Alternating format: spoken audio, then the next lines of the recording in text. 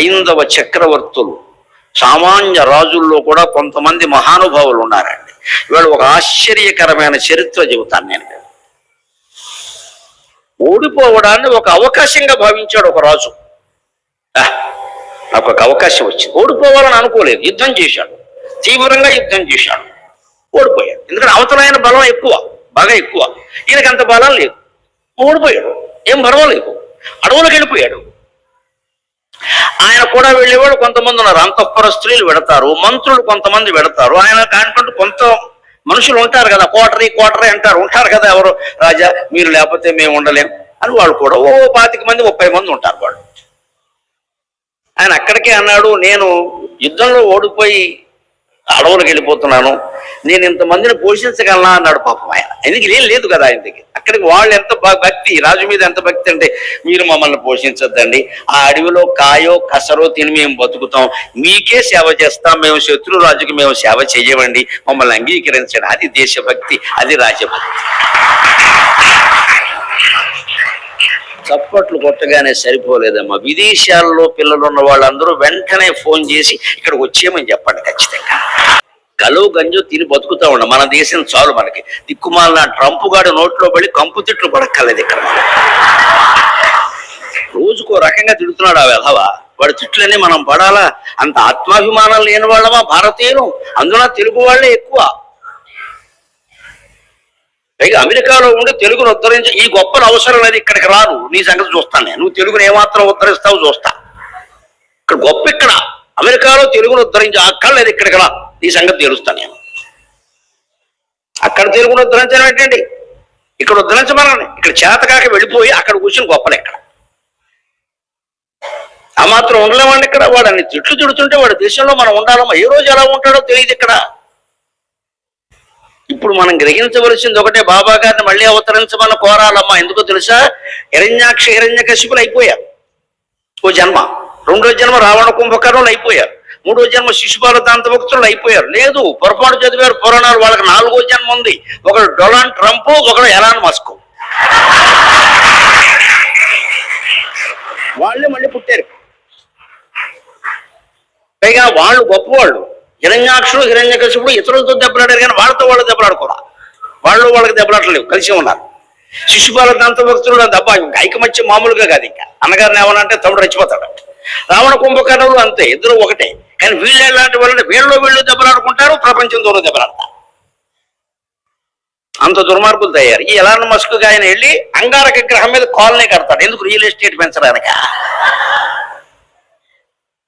అంగారక గ్రహం మాకెందుకయ్యా, ఆనపకాయల ధర పెరిగిపోయి మేము ఎడుతుంటే ఎక్కడ, కూరగాయల ధరలు పెరిగిపోయి అన్ని పెరిగిపోయి మేము ఎడుతూ, అంగారక గ్రహం మనకెందుకంటే ఈ శని వాళ్ళు అక్కడ తీసుకెళ్ళడానిక. రామేశ్వరం వెళ్ళిన శనేశ్వరం తప్పలేదని, అంగారక గ్రహం వల్ల వీడు రియల్ ఎస్టేట్ తప్పదు. అక్కడ గజం ₹1 అమ్మేస్తాడు వీడు. అదేదో ఇక్కడ చేయరాదా? ఇది మనుషుల ఆశ. ఇటువంటి స్థితిలో బతుకుతున్నాం. మనకి ఇప్పుడు ఈ ఉపాఖ్యానం అవసరమా? దీన్ని కాండిక్య కేశిధ్వజోపాఖ్యానం అంటారు. కృష్ణదేవరాయలు ఆముక్తమాల్యదలో రాస్తాడు ఈ కథని. కాండిక్యుడు కేశిధ్వజుడు ఇద్దరు రాజులు. ఇద్దరు ఎవరి వంశమో తెలుసా? మామూలు వంశం కాదు, జనక మహారాజు వంశం. సీతాదేవి తండ్రి జనక మహారాజు ఉన్నాడే, ఆ వంశంలో రాజులందరినీ జనక అనే అంటారు. అంటే ఏదో చార్లెస్ ఫిఫ్త్ ఇంగ్లీషు పుస్తకాల్లో చదువుతూ ఉంటామే, అలాగా జనక 20వ జనకుడు, 22వ జనకుడు, 42వ జనకుడు, 100 ఉన్నారు. అందులో ఒకరు సీతాదేవి తండ్రి. ఆ వంశంలో ఒక గొప్పతనం ఏమిటంటే, వేదాంతి కానివాడు రాజు కాడు అక్కడ. ఆ వంశం గొప్పతనం అది. అందరూ వేదాంతులే. అక్కడ రాజు కావడానికి మొదటి అర్హత, you should be A philosopher. నువ్వు వేదాంత శాస్త్రం చదివావా? అయితే రా. అది నిమి అయిన ఆ వంశానికి మూల పురుషుడు నిమి. ఆ నిమి నుంచే ఆశ్చర్యం, రెప్పపాటు, నిమిషం అనే మాట పుట్టింది. నిమిషం మనం రెప్పపాటు వేస్తే నిమిషం అంటారు. దేవతలకి రెప్పపాటు ఉండదు, అందుకని అనిమిషులు అంటారు వాడిని. ఆ నిమి నుంచే నిమిషం అనే పుట్టింది. అందుకని నిమి నుంచే ఆయన తపస్సు చేసిన ప్రదేశం నుంచి నైమిషారణ్యం పుట్టింది. వాడు మొత్తం వంశం అంతా వాడు చక్రవర్తుల యుద్ధాలు చేశారు. వేదాంతమే. యుద్ధం చేశారు, ధర్మం కాబట్టి యుద్ధం చేశారు, రాజ్యం కోసం యుద్ధం చేయాలి, తమ రాజ్యాన్ని కాపాడుకుందుకు యుద్ధం చేశారు, ఆత్మరక్షణ కోసం. అందుకని వాళ్ళు ఆక్రమించలేదు వేదాంతులు. ఆ వంశంలో కాండిక్యులు కేశిధ్వజులు అని ఇద్దరు రాజులు పుట్టారు. ఇద్దరు అన్నదమ్ములే, అంటే సొంత అన్నదమ్ములు కాదు, కజిన్స్ అంటాం కదా, దాయాదులు, అన్నదమ్ముల పిల్లలు. సాధారణంగా తగాదా ఎవరి దగ్గర ఉంటుంది? సొంత అన్నదమ్ముల కంటే ఎక్కువ అన్నదమ్ముల పిల్లల దగ్గరే ఉంటుంది. ఎందుకంటే వీళ్ళకి మధ్యలో ఓ పెట్ట గోడ ఉంటుంది. ఆ గోడకి యువతల చింత చెట్టు ఉంటుంది. ఆ చింత చెట్టు కర్మకాలి కొమ్మలన్నీ ఇటు చెప్పుకుంటాయి. ఈ తమ్ముడు వెళ్ళి కాయలు కొత్తాడు, అనగా తగాదా కొత్తాడు, కూర్చుకెళ్తాడు. దాయాదుల మధ్య తగాదా ఏంటి? ఇదే పెట్టగోడ. 4 ఎకరాలు పొలం ఉంటుంది, ఇద్దరు పంచుకుంటారు. పరాయి వాడు ఎవడో 1/2 ఎకరం పట్టుకుపోయినా వీడికి బాధల. సొంత పెదనాన్న కొడుకు ఒక అంగుళం ఆక్రమించేసరికి కోర్టులో కేసేస్తారు. ఎందుకంటే వీళ్ళకి వాళ్ళ అబ్బాయి అమెరికాలో చదివాడు, మా అబ్బాయి చదవాలి, వాళ్ళ అమ్మాయికి అంత సంబంధం వచ్చింది, మాకు రావాలి. ఈ పోలికలన్నీ ఉంటాయండి దగ్గర బంధువుల మధ్యలో. అందుకని మన బంధువులే మనకి శత్రువులు అవుతారు. పోలికలు లేకపోతే శత్రుత్వం లేదు ఇక్కడ. అందుకని సరిగ్గా వీళ్ళకి శత్రుత్వం వచ్చింది, రాజ్యంలో తేడా వచ్చింది. కాండిక్షుడు తనది ధర్మం అనుకున్నాడు, యుద్ధం చేశాడు.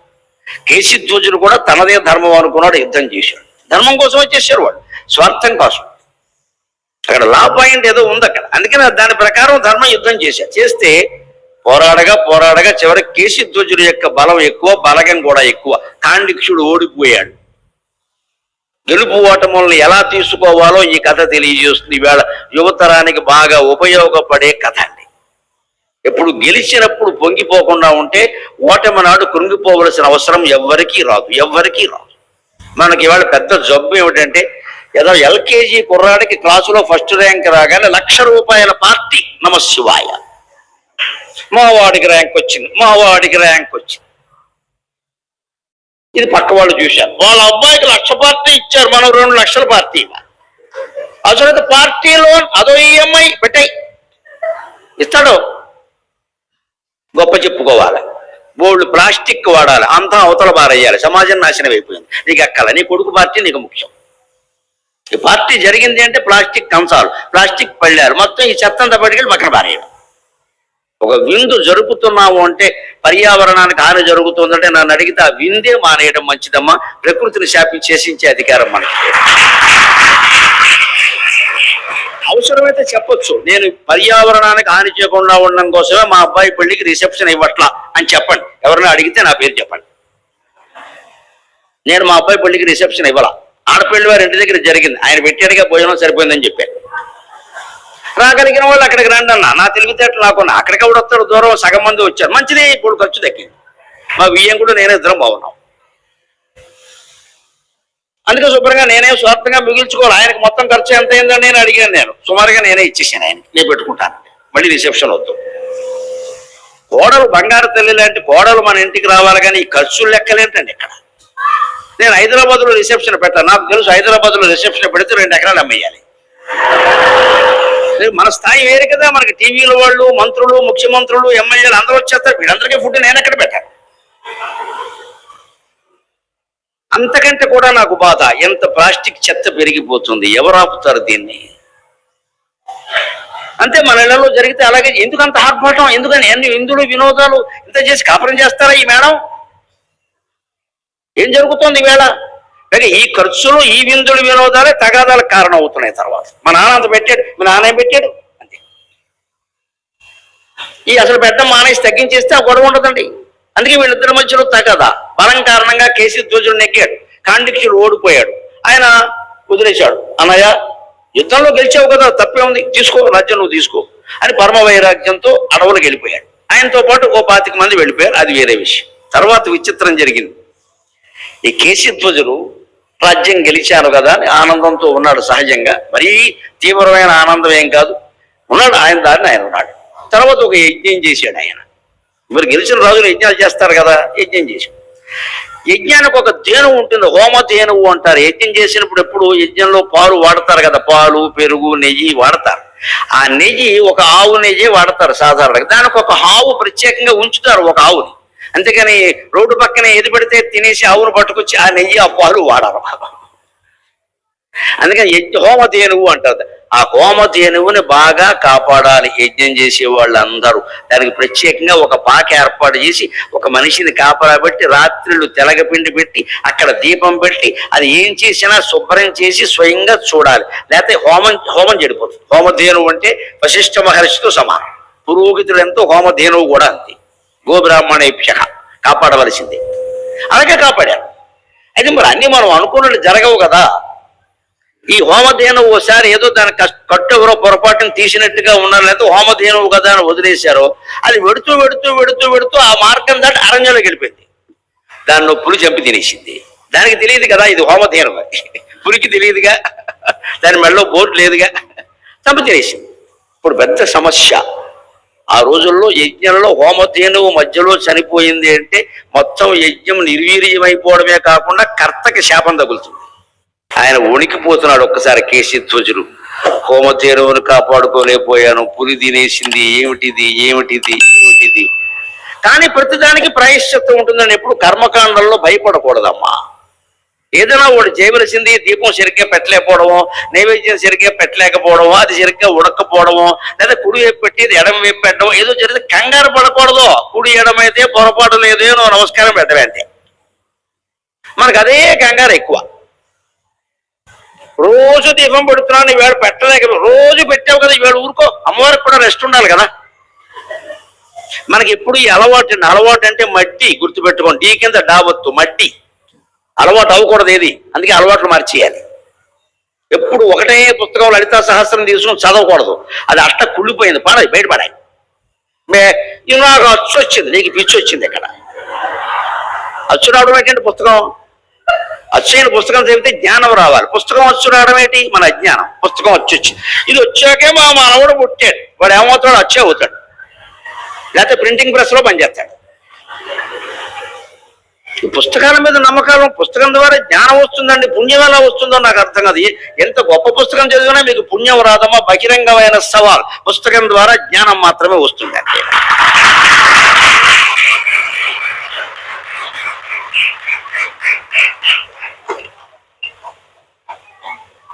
ఆ పుస్తకం చదవాలి, భాగవతమైనా సుందరకాండైనా చదవాలి, దాంట్లో విషయం గ్రహించాలి, అది జీవితానికి అన్వయించుకోవాలి, ఆచరించాలి. కానీ ఆ పేజీ పవిత్రం, ఆ శ్లోకం పవిత్రం అని నిలిపెత్తే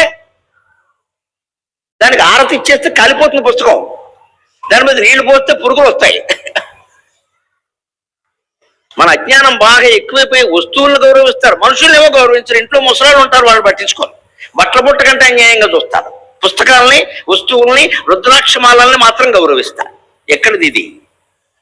ధరుని కష్టపెట్టి నారాయణుని కొల్చు అని ఒక కవి చెబుతాడు ఖచ్చితంగా. జాషువా అని మహాకవి చెబుతాడమ్మా. గబ్బిలం అని కావ్యం రాశాడు ఆయన. గబ్బిలం మీద, గబ్బిలం ఎలా ఉంటుందో తెలుసా? కాళ్ళు పైకి తల కిందికి పెట్టి ఎగురుతుంది. అది దానికి భగవంతుడు ఇచ్చిన శక్తి. దాని కాళ్ళు పైకి ఉంటాయి, తల కిందికి ఉంటుంది, అలాగే ఎగురుతుంది. ఇంట్లోకి ఎప్పుడైనా గబ్బిలం వచ్చినప్పుడు చూడండి, ఓ సెల్ఫీ దిగండి, వీలైతే. దిగలేరులేండి, అంత ధైర్యం లేదు, కానీ దిగండి, పర్లేదు. తల కిందకు ఉంటుంది, కాళ్ళు పైకి ఉంటాయి. ఆయన గబ్బిలం మీద కావ్యం రాశాడే. అన్ని గొప్ప గొప్ప గొప్ప పక్షుల మీద రాయాలా, గబ్బిలం మీద రాయకూడదు రాశాడే. గబ్బిలం ఎందుకు కాళ్ళు పైకెట్టుకుంటుందో ఒక పద్యం చెప్పాడు విచిత్రంగా. కవి అంటే ఆయన. నరుని కష్టపెట్టి నారాయణుని కొల్చు ధర్మశీలురున్న ధరణి మీద, నరుని కష్టపెట్టి నారాయణుని కొల్చు ధర్మశీలురున్న ధరణి మీద, కాలు మోపలేక గబ్బిల మొక్కటే శరణయుగళి దివికి సాచి నడచు.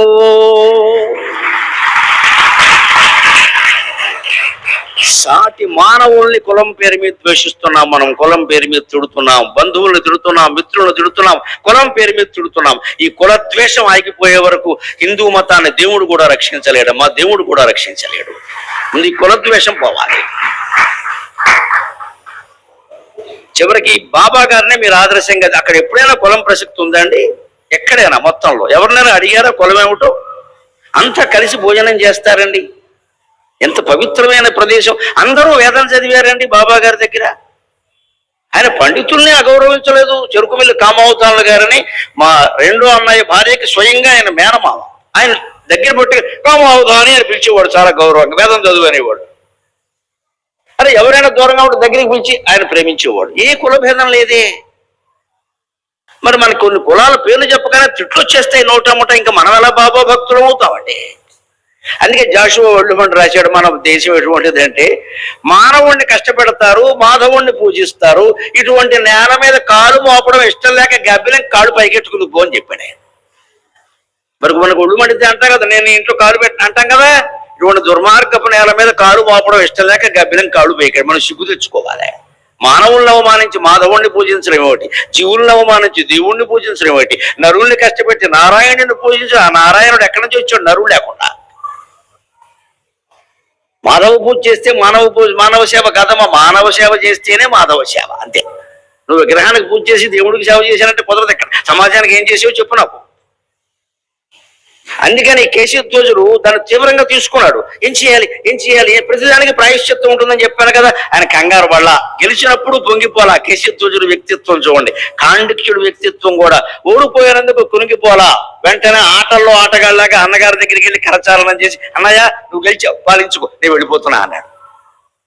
అప్పుడు ఆయన కళ్ళలో కూడా వెళ్ళొచ్చు, తమ్ముడు ఏదో నాకు ధర్మం అనిపించి యుద్ధం చేశాను కానీ నువ్వు లేకుండా నేను ఉండలేను రానని.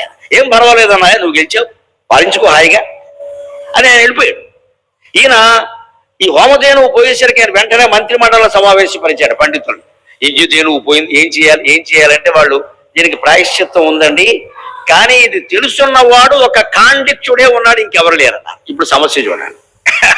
తన చేతుల్లో ఓడిపోయిన వాడు కాళ్ళెట్టుకోవాలి. ఇది జీవితానికి పరీక్ష, జీవిత పాఠం అంటే ఇదే.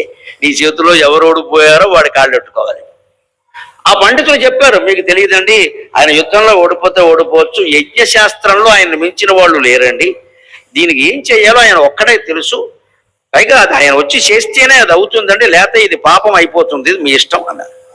ఆయన ఏం మాట్లాడకుండా కేశధ్వజుడు వేషం మార్చుకుని కేవలం అంగవస్త్రం కట్టుకుని పైన ఒక చిన్న తువ్వాలు లాంటిది వేసుకుని నిరాయుధంగా తన శత్రువు దగ్గరికి వెళ్ళాడు. ఓడిపోయిన శత్రువు అడవుల్లో ఉంటే ఎంత కక్షతో ఉంటాడండి, అటువంటి వాడి దగ్గరికి ఇలా వెళ్ళొచ్చా?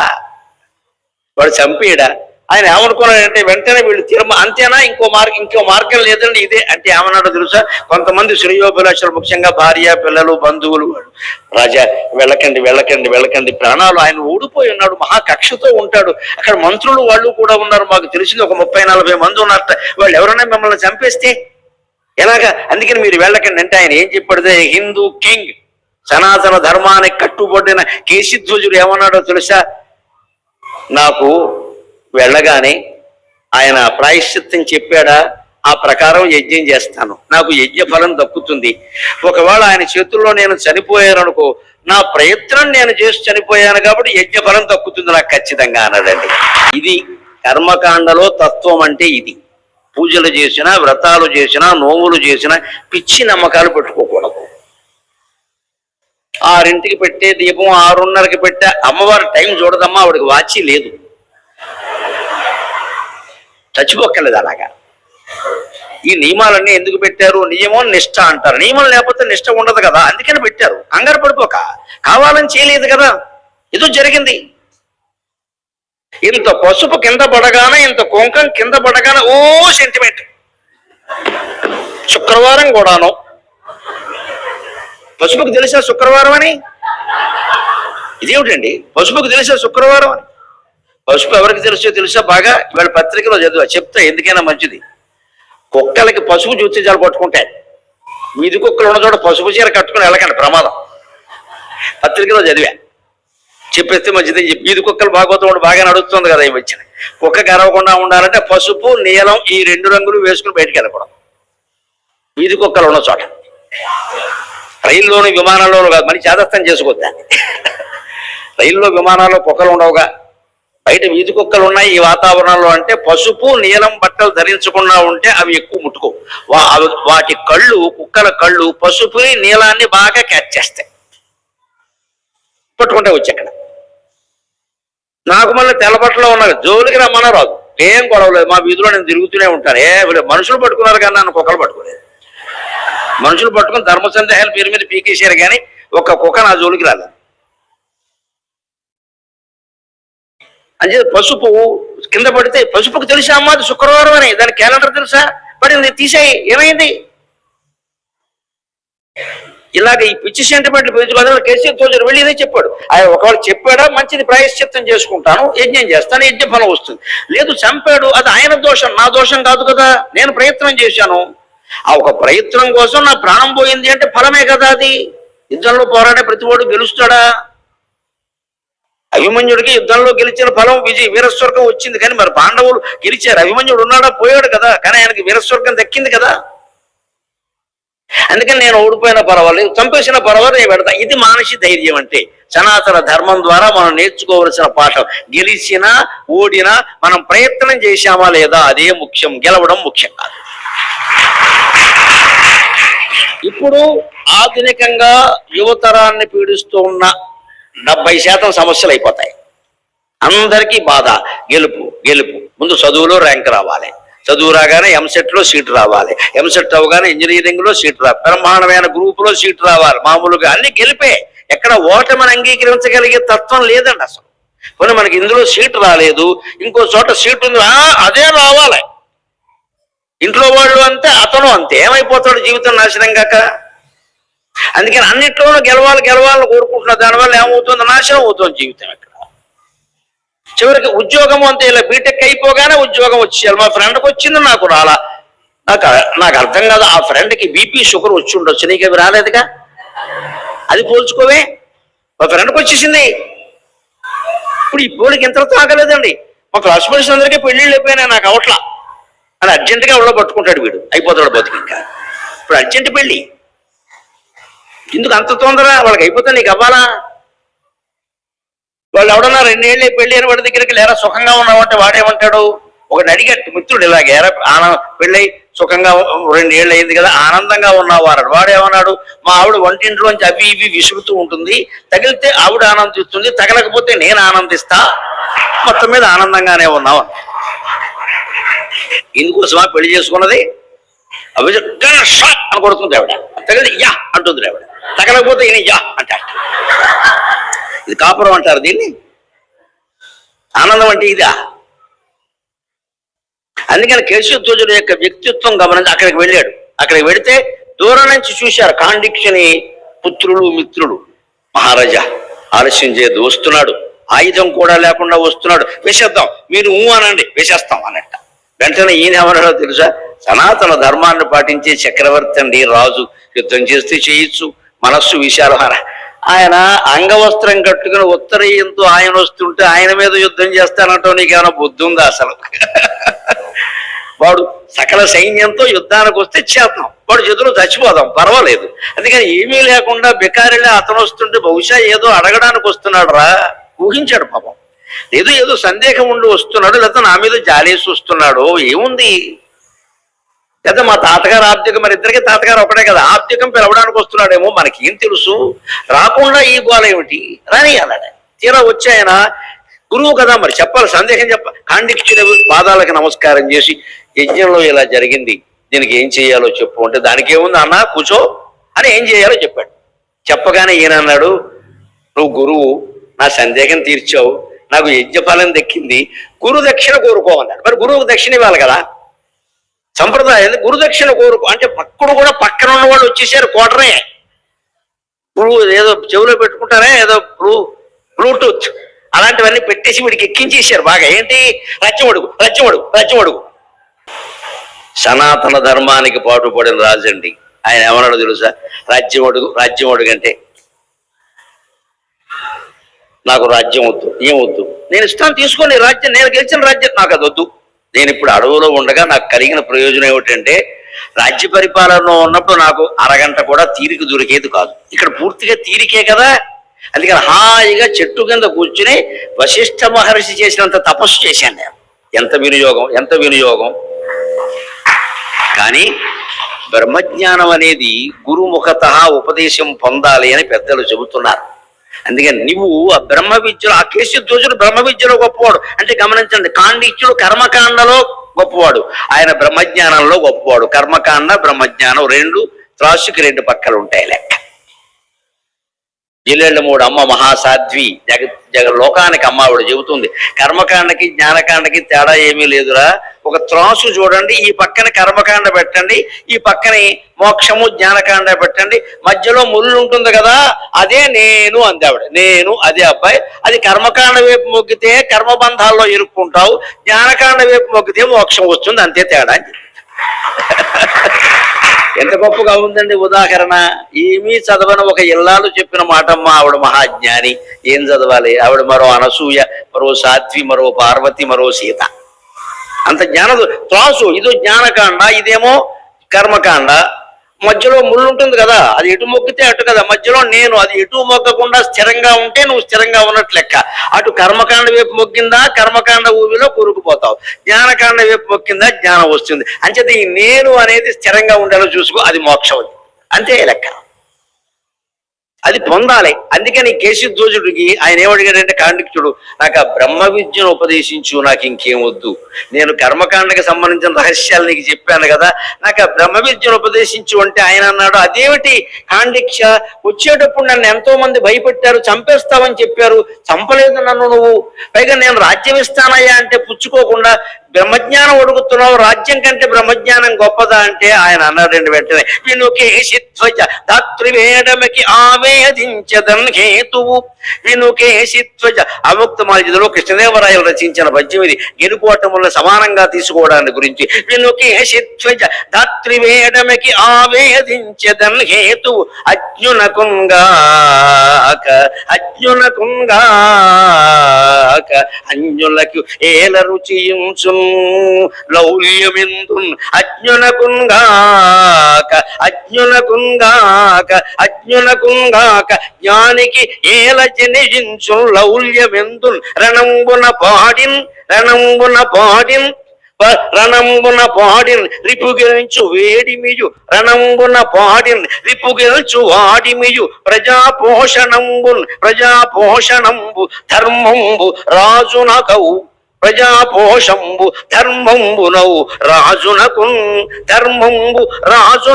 ప్రజాపోషంబు ధర్మంబు రాజునకవును. అయిన త్వద్విజుతు అయిన అశక్తు త్వద్విజితరాజ్యున్ నన్నఘంబంటునే. అయిన అశక్తు త్వద్విజితరాజ్యున్ నన్నఘంబంటునే. వైదిక ధర్మంలో, సనాతన ధర్మంలో, హిందూ ధర్మంలో ఉండే అపూర్వ జ్ఞాన రహస్యం అంతా ఈ పద్యంలో ఉంది. కేశిధ్వజ, నేను భూమి అడగను, జ్ఞానమే అడుగుతాను. ఎందుకో తెలుసా? అర్జునకుంగాక వివేకికేల రుచియించున్ లౌల్యమెందున్. మనకి లౌల్యం ఇవాళ సమాజాన్ని పట్టి పీడిస్తున్నది లౌల్యం అండి. లౌల్యం అంటే ఇంగ్లీష్ లవ్ కాదమ్మా, అపార్థం చేసుకోకండి, అది కూడా లౌల్యమే. లోలస్య భావం లౌల్యం, లోలమైపోవడం. ఎందుకని ఇంటికి వెడతాం, ఫోన్ తీసుకుని అంటాం, అక్కడేదో కనపడుతుంది, ఓ పెద్దది కుర్చీ, అదొక అష్టదిగ్గజాల్లో ఒకటంత ఇంతలా ఉంటుంది, ఇది కావాలి, ఇదే లౌల్యం. ఇక్కడ మీకు ఇంట్లో ఉన్నాయి కదా, కూర్చోవచ్చు కదా. ఇంట్లో ఉన్న కుర్చీలన్నింటిలో మీరు కూర్చున్నారండి, ఒకసారి ఆలోచించండి. మీ ఇంట్లో ఉన్న ప్రతి కుర్చీలో మీరు కూర్చున్నారా? కూర్చోరండి. నాకు నియమం, మా ఇంట్లో సోఫా ఉన్నా, కుర్చీ ఉన్నా, చిన్న పేట ఉన్నా, రోజులో ఏదో ఒక సమయంలో అందులో కూర్చుంటాను నేను. లేని దానికి ఎందుకు కొన్నా పని లేక. చిన్న ముక్కాల పేట ఉంటుంది మా ఇంట్లో, దాన్ని ఒకసారి తెచ్చుకుని కూర్చుంటాను, పేపర్ చదువుకుంటాను. లేదా పేట ఎందుకు కొన్నావు? ఎవడో వచ్చిన వాడు కూర్చోవడానికి కాదండి, సోఫాలు కుర్చీలు. మనం కూర్చున్నావా? ఈ ఉన్న సోఫాలు, కుర్చీలు, మంచాలు అన్నీ మనమే అనుభవించి వాటి అందమో ఆనందమో ఏదో పొందితే అసలు అది అవసరమో కాదో తెలిసిపోతుంది. మనం అది చెయ్యం. ఎక్కడ అంతా షో బిజినెస్. మొహాల్లోకి ఇలా రాగానే సినిమా సెట్టింగ్ అంటారు అందరూ. అంటే ఈ మొహానికి అనేవాడు కావాలి, ఆ షో కావాలి, వాడు అనే మాటలు కావాలయ్యా. నీకు నువ్వు కూర్చోకల్లా, నువ్వు కూర్చోనప్పుడు ఆ షో అంతా దేనికండి? ఇక్కడ నీ ఇల్లు నీ కోసమా, బయట వాళ్ళ కోసమా? అయితే బయట బోర్డెట్టు, బయట వాళ్ళందరూ రావచ్చని. మన ఇంట్లో ఉన్నవి మనం అనుభవించే, ఇంట్లో ఉన్న పాత్రలు అన్నింట్లో మనం ఉండేవా, అన్నింట్లో మనం తిన్నావా? లేదండి. చాలా మంది ఇళ్లలో చూస్తాను నేను, ఆ షో కేసులో 76 గ్లాసులు, 36 కప్పులు, ఇందులో ఎవరు టీ తాగడం. వీడికి షుగరు, వాళ్ళ ఆవిడికి బీపీ. ఇన్నెందుకు షో? ఎప్పుడూ అవి తీయరు. ఒక సెట్టు మనం తాగుతాం, ఇంకో సెట్టు ఎవడన్నా వస్తే ఉంటుంది. 16 సెట్లు ఎందుకండి? షో. ఈ షోల కోసం డబ్బులు తగలేస్తున్నాడు, దీన్నే లౌల్యం అంటారు. అందమైన వస్తువు ఏది చూసినా సరే ఫోన్లో నొక్కడం, అందులో 4 బొమ్మలు వస్తాయి, ఆ బొమ్మ మీద నొక్కడం, వెంటనే మన అకౌంట్ మీద నొక్కడం, వెంటనే పాస్వర్డ్ నొక్కడం, వాడు వచ్చి పేక నొక్కడం, అయిపోయిందిలే.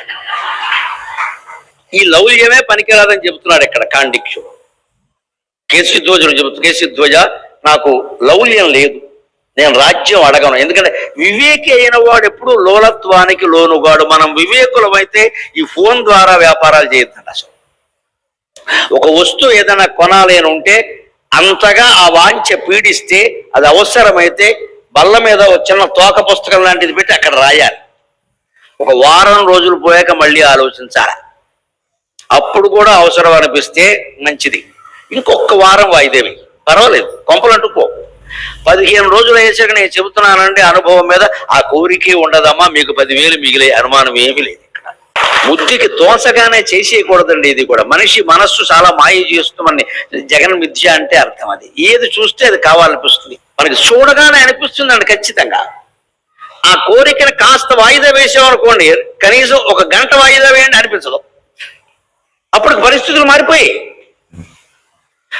1 వారం అయ్యాక ఎందుకు ఉన్న కుర్చీలే ఎక్కువ, మళ్ళీ అది ఎందుకు అన్నాం. ఎంత కలిసి వచ్చింది? 25,000 కలిసి వచ్చింది.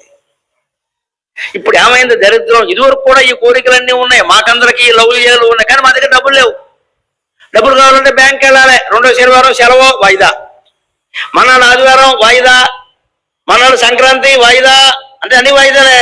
తీరా బ్యాంక్ తెరిచేసరికి మా కోరిక వాయిదా. అందువల్ల సుఖంగా ఉన్నాం, అందువల్ల ఆనందంగా ఉన్నాం.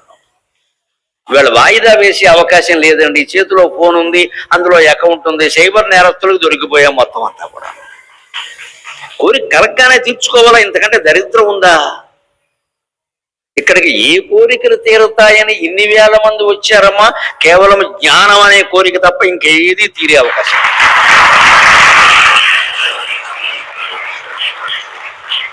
మీకేమన్నా ఐశ్వర్యం ఇస్తారు, బాబా భక్తులను వచ్చారా, నేనేమన్నా ఇస్తారా, నాకు సన్మానం చేస్తారు, మీకేం చేస్తారో ఏమీ చేయరు. ఇక్కడ ఇంత ఇరుక్కుని కూర్చోవాలా అంటే అనుకోకుండానే అనేక రకాల లౌల్యాలకు లోనవుతున్న మనలో జ్ఞాన తృష్ణ ఎంత ఉందో గమనించండి. దయచేసి దాన్ని నిలబెట్టుకోండి, ఇంకేం అక్కర్లేదు. అది నిలబెట్టుకోండి.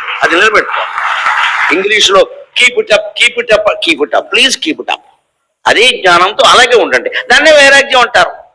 ఉన్నవేవి వదులుకోక్కల, అదనంగా మనకేం అక్కర్లేదు, ఇవి ఉన్నది చాలు. అప్పుడు చాలా డబ్బులు మిగిలిపోతాయి. ఇదే అంటున్నాడు అతను. నాకు వివేకి అన్నవాడికి లౌల్యం ఉండదు కదా, అవివేకం ఉంటుంది. కానీ నేను అందుకోసమే భూమి అడగట్లేదయ్యా, జ్ఞానం అడుగుతున్నాను. నేను జ్ఞానం శాశ్వతంగా ఉంటుంది కదా. భూమి శాశ్వతమా? ఇప్పుడు నా చేతిలో నువ్వు గెలిచావు, నువ్వు లాక్కున్నావు, రేపు నీ చేతిలో ఇంకోళ్ళు లాక్కుంటాడు. ఈ భూమి ఏమైనా శాశ్వతమా? మళ్ళీ రాజ్యం నాకు వస్తే మాత్రం నేను ఓడిపోనని ఏమైనా ఉందా? అపూర్వమైన తపస్సు చేసే అవకాశం దొరికింది నాకు. అంత జ్ఞానం పొందాక కూడా మళ్ళీ లౌల్యంతో నేను రాజ్యం ఎందుకు అడుగుతానయ్యా? నాకు ఇవన్నీ అక్కర్లేదు. రాజు అయిన వాడికి ధర్మం ఏమిటండి? రణంబున పాడి గెలించు వాడిమియు, యుద్ధంలో న్యాయంగా యుద్ధం చేయాలి. అలా చేశాను నేను. శత్రువుని గెలిచి వాడి ఉండాలి, చూపించాను. నా శక్తి అంతా చూపించాను. కానీ అలాగే ప్రజాపోషము, ప్రజల్ని పోషించాలి. ఆ పోషణ నా బదులు నువ్వు చేస్తున్నావు కదా, నాకేమీ పని లేదు కదా. ఇక్కడ నాకేమీ పని లేదు, నువ్వు చేస్తున్నావు. అంతేకాదు ధర్మాన్ని పాటించాలి. నా ధర్మం ప్రకారం నేను ఉన్నాను. అందుకే నువ్వు వచ్చినప్పటికీ నిన్ను చంపే ప్రయత్నం మా వాళ్ళు ఎంతమంది చెప్పినా నేను చెయ్యాల.